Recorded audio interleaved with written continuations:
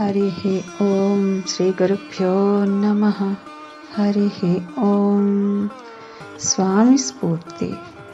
కృష్ణం వందే జగద్గురుం అనే స్వామివారి బోధ నుండి శ్రీకృష్ణుడు చేసిన మొదటి బోధ ఏమిటో తెలుసుకుందాం. అవతారములు ఎన్నో ఉన్నప్పటికీ పరిపూర్ణమైనటువంటి పరబ్రహ్మ స్వరూపంగా మన కళ్ళ ముందు నడియాడిన అవతారం కృష్ణ అవతారం. కృష్ణ పరమాత్మను అనేక పరిస్థితులలో దర్శించవచ్చు. మానవుడు ఆనందించడానికి ఎన్ని అవకాశాలు ఉన్నాయో మనం శ్రీకృష్ణ పరమాత్మని చూసి నేర్చుకోవాలి. అందుకే ఆయన జగద్గురువు.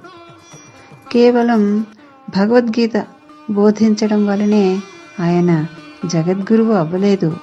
ఎందుకంటే ఆయన భగవద్గీత సుమారు 80-90 ఏళ్ల వయసులో బోధించాడు. మరి అప్పటి వరకు ఆయన జగద్గురువు కాడా? మరి ఎందుకంటే ఆయన బోధించడం జననానికి ముందే ప్రారంభించాడు కాబట్టి ఆయన జగద్గురువు. ఈ సత్యాన్ని గుర్తించడం మనకి రావాలి. ఆయన మొదటి బోధ తన తల్లిదండ్రులకు బోధించాడు.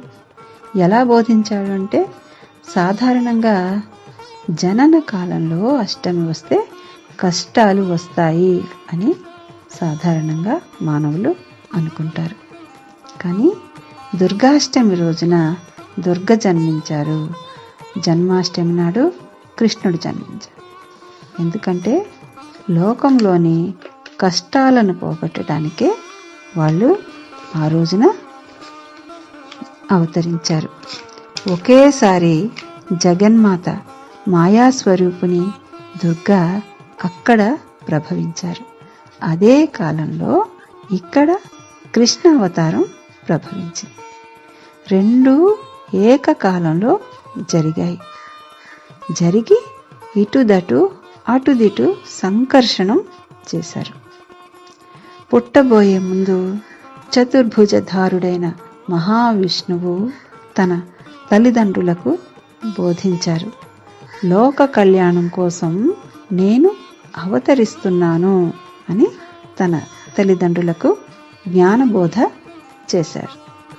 ఆ బోధ వలన వారిలో అజ్ఞానం తొలగి పుట్టబోయేవాడు సాక్షాత్తు శ్రీమన్నారాయణుడే అనే జ్ఞానం కలిగింది. ఈ విధంగా మొదటి బోధ తల్లిదండ్రులకు చేశాడు కృష్ణుడు. పుడుతూనే ఆయన ఏం చేశాడు? బంధ విమోచనం చేశాడు. పరమాత్మ జన్మించగానే చెరసాలలో బందీలుగా ఉన్న తమ తల్లిదండ్రుల సంకెళ్ళు తమంతట తామే విడిపోయాయి. లోకంలో నన్ను ఆశ్రయించిన వారి బంధ విమోచనకై నేను జన్మిస్తున్నాను అని ముందుగా తల్లిదండ్రులకు చెప్పాడు పరమాత్మ. ఇదే కృష్ణుని మొదటి బోధ.